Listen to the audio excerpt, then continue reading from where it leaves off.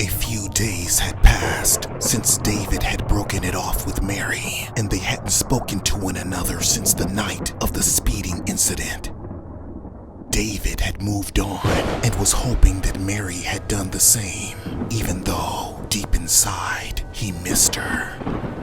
Mary was no longer the new girl at Dark High. That title belonged to a girl named Amy Spencer.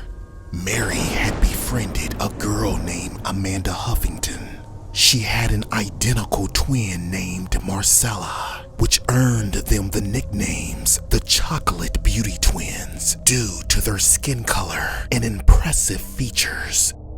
It was now a typical day at Dark High, but that soon changed when all eyes shifted toward Heather Wowski, who had just entered the school with a large bandage across her nose, her eyes hinting fury. "What the hell happened to you?" asked one of the students running up to her.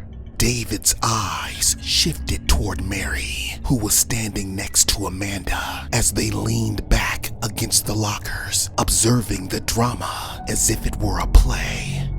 "That bitch, Mary Slaughter, did this. She broke my fucking nose," said Heather, pointing her finger in Mary's direction as all eyes shifted toward Mary. "What the actual fuck?" said Jocelyn Baker, one of Heather's fellow cheerleaders, her eyes scanning Mary up and down in disgust.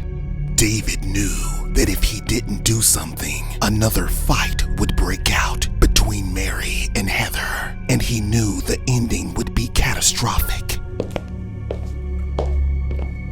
"Heather, I need to talk to you," said David, grabbing her by the arm and leading her around the corner next to the water fountains. "What, David? What? Huh?" bellowed Heather, snapping at him. "Look, why don't you two just avoid each other? It's obvious you two don't like each other." "You think?" replied Heather, pointing to her bandaged nose. "Your crazy psycho bitch of a new girlfriend broke my nose, David, and I'm probably going to need plastic surgery. Like, what the fuck? You were there. You seen what she did to me." "I know. It was wrong of her. She has some issues that she needs to work on. Just stay away from her." "What the hell is going on?" said Chad, walking around the corner with his hands up. "Dude, you need to control that lunatic. I swear to God, if she ever—" "Exactly," said Heather, interrupting in agreement. "She's lucky that my parents don't press charges. They were going to, but I stopped them because I didn't want to bring more attention to this. But I swear to God—" "You should press charges, babe," said Chad. As much as David wanted to defend Mary, he knew they both were right. Mary should have been punished for her actions, but David had always been a peacemaker, which in some situations was his flaw.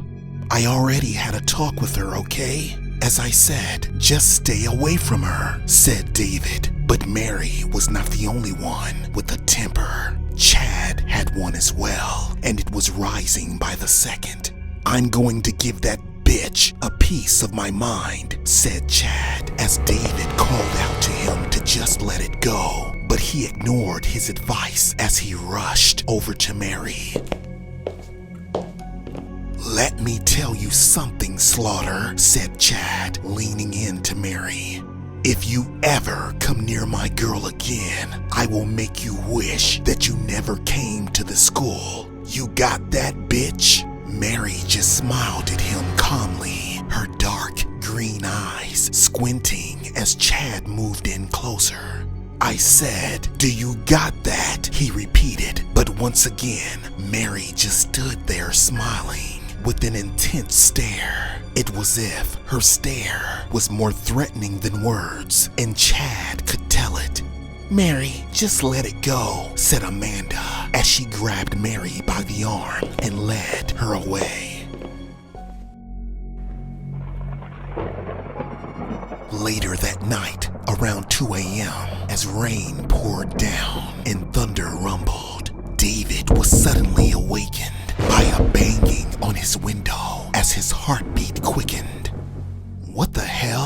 said under his breath as he sprang from his bed to the window to inspect.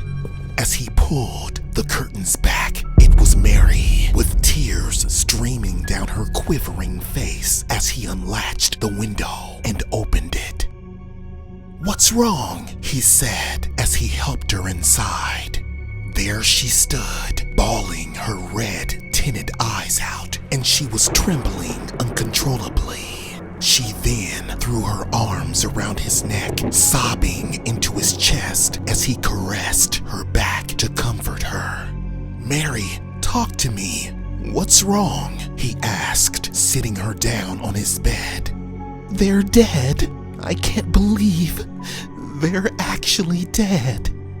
And I'm never going to see them again," she cried as he handed her a wad of Kleenex and begged her to explain. "Who, Mary? Who's dead?" "My parents. They are both dead. They were driving home from dinner tonight when a semi-truck crashed into them, killing them both instantly. It was a head-on collision. I just can't believe it, David," she sobbed as David wiped away her tears. "Mary, I'm so sorry. This is so fucked up. What can I do? Just name it." "Nothing. There's nothing anyone can do. They're dead and they're never coming back," she cried. Mary needed him, and he was going to be there for her. She was now all alone and was going to need serious support.